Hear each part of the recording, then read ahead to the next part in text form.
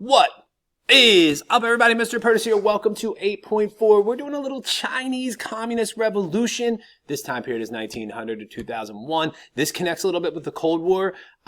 So let's just kind of rock and roll. No need for any of that stuff. So a little contextualization. If you forgot about China in the previous time period, we did a little bit with reform and reaction with China in the 1750 to 1900 time period. A friendly reminder for you, because why not do a little review and contextualization with this? We had the Qing Dynasty in power. They were Manchurians. They invaded China in 1644, which is even the time period before that. They keep a lot of the traditional ways of China, the Mandate of Heaven, civil service exam, bureaucracy, all that stuff. They do separate people to keep the Manchu culture. They force people to wear the queue. They ban intermarriages. So there is that idea of like how, if you remember this, again, review, how when a minority group conquers a majority group, how do you treat them? And that happens a lot in these gunpowder empires. But during the 1750 to 1900 period, as the Western world is industrializing, China realizes they're behind. They lose the Opium Wars, and they're forced to sign the Treaty of Nanjing. I'm not going through all this. You can watch the video if you forget all this stuff.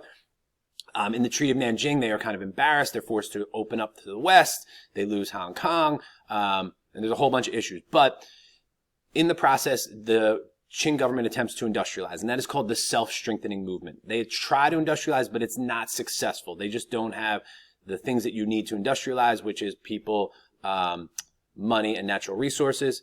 But the West is coming into China. And as a result, there's a reaction to this attempt to industrialize and to this Western influence. That's called the Boxer Rebellion, in which boxers who are a type of martial art in China attempt to kick out the West, and that's unsuccessful.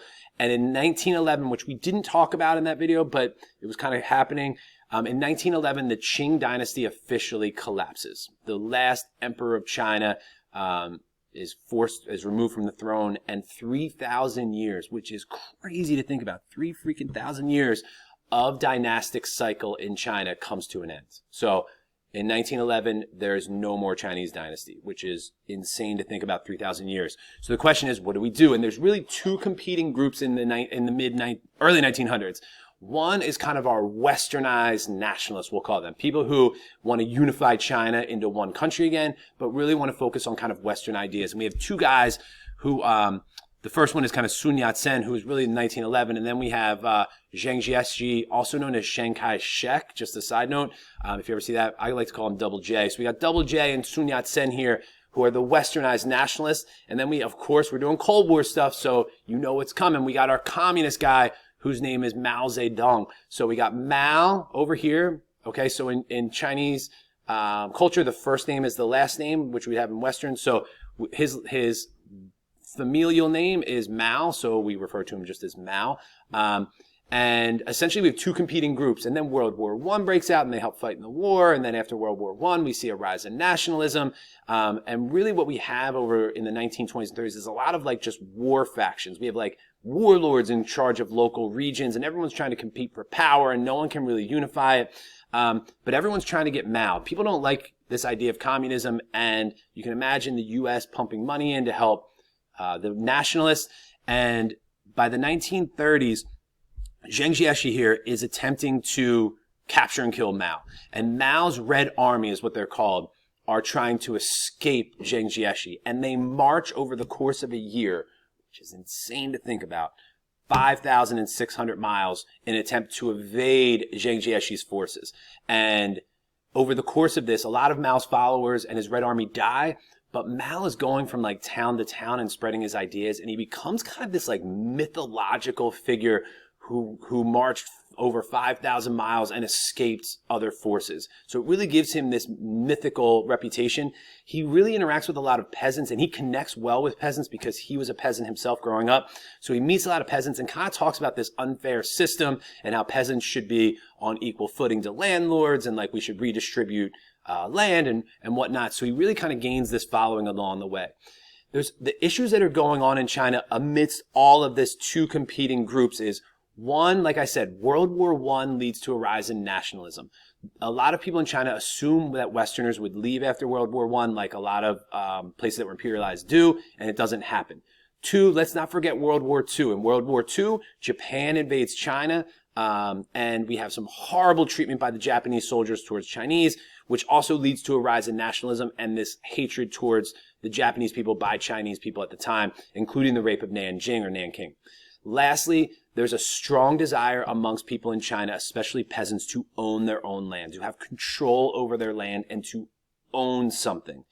And Mao is promising them this, similar to what we see under the Bolshevik Revolution, where they're promising people land, similar here. And after World War II ends and the Japanese are kicked out of China, the question becomes, who do we turn to? And the Chinese people, not everybody, but a lot of people turn towards Mao. And Mao is going to gain control of the country, mainly due to the support of peasants. And this is kind of ironic because communism is supposed to be about an industrialized country and the workers overthrowing the owners and setting up a society where everyone's equal. Well, China's not industrialized. They don't have a large factory system. And the irony of this country turning communism is that they're not even industrialized and they don't have a large working class. And really, who he gets support from is the peasants, who he promises equality. As a side note to this, just a current event thing, Zhang Jieshi, when Mao takes over, he is kicked out and he actually is forced to leave to what is called Taiwan, which is an island off the coast of China. And that area today is still much more democratic than the rest of China is. And there's a lot of tension over Taiwan today. Some people call it Chinese Taipei. Some people call it Taiwan. If you watch the Little League World Series, they're usually participants. So here's the deal so Mao takes over. So what does he do? He is a Stalin follower. When he takes over, Stalin is still alive. Stalin is his boy. He uses Stalin's blueprint. He looks at what Stalin did in the Soviet Union to become a world power, to industrialize, and he's like, I'm doing the same freaking thing. I'm going to try and implement these ideas of the Soviet Union into China. First, he is a totalitarian. He bans Confucianism. He eliminates his opponents. So we got the anti-religion thing going on here. We got the great fear kind of stuff going on here. And we have propaganda. We have the same stuff that we see in the Soviet Union under Stalin. Also similar to the Soviet Union, he's going to increase women's rights. He's going to ban foot binding, which has been around since the 1100s. He's going to allow women the right to choose their own husband, which is a huge deal in some areas of China up until Mao's taking over. A daughter wouldn't even be given a name. She'd be daughter one, daughter two. And now we're empowering women. We're going to allow women to choose their husband, to own and sell property. We're going to give equal education, equality in education and jobs. Now think about this. We're talking about a Chinese, very much male-dominated patriarchal society for 3,000 years. And now Mao's coming in to try and flip it. So we're allowing more equality amongst women, similar to what we see in the Soviet Union. He is similar to Stalin in that he is going to create a command economy in order to industrialize. And he's going to use the exact same ideas as Stalin. I can't say this enough. Stalin, Mao, same thing. If you know one, you really know the other for the most part. And what he's going to do is he's going to create the Great Leap Forward. This is similar to Stalin's 5-year plans, which Stalin had multiple 5-year plans. This is going to be called the Great Leap Forward. The joke here is that it's really a great leap backwards. He's trying to move them forward into an industrialized country. He's going to set quotas for industries and to build factories, saying that like a quota is just like a goal that is set, but you set the goal so high it's impossible, but you hope that people just come up far enough that they get close to that goal. Stalin and the Soviet Union are going to invest in China. They're going to pump money into the infrastructure building of roads, railroads, bridges, factories. They're going to pump money into the mining industry and the steel industry. So the focus again is on heavy industry, not consumer goods. We're not trying to make t-shirts like we were, or shirts, textiles like we were in Great Britain. We're trying to really focus on this heavy industry. The problem is that for a whole bunch of reasons, this does not work. It actually causes death and famine, and it leads to horrible problems in China, and they do not and are not able to industrialize in the way that the Soviet Union was. Meanwhile, he also collectivizes collective farms. Again, that's going back to Stalin. He collectivizes peasants. So the peasants who had just gotten their own lands, who supported Mao, he's now going to take them and put them on one big farm, working together on what are called communes. So generally it was about 5,000 families and on one big farm, all working together.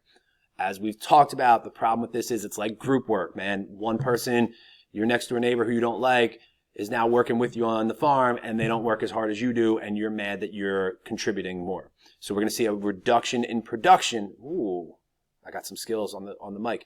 Reduction in production as a result of these people not working as hard. So we're going to see each commune is going to have their own school. They're going to have their own military protection. They're going to have their own medical care. So the commune is supposed to be kind of self-sufficient. The issue that they run into is it doesn't produce enough food. These factories are pumping out tractors. So you give a tractor to the commune. You give a backhoe to the commune. And the problem is that these peasants don't know how to use it. The tractors break down. It doesn't lead to an increase in production like they were hoping. It actually leads to a decrease in production, which means less food. Less food means more people dying. And this is kind of one of the famous quotes of Mao: when there's not enough to eat, people starve to death. It is better to let half the people die so that the other half can eat their fill. There you go. So last but not least, just kind of a comparative death toll here. I mean, why not? This is the low and high estimates of the deaths under Stalin's reign or rule from the mid-20s until the early 50s.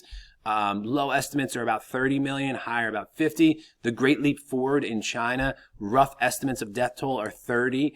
High estimates are about 45 million people. We got the Holocaust from 11 to about 15 million. World War I, about 40. What's crazy about these death numbers is they are all within a 30-year window, which shows you the amazing amount of death that's happening in the kind of first half through the 1960s even in the world. And we're going to see that kind of change in the second half as war settles down and we try to do a little more international cooperation. So that's what I got. That's the quick overview of what happened in China, who Mao is. We'll do more in class on this. As always, you got any questions, you write it down. You let me know. I'm out.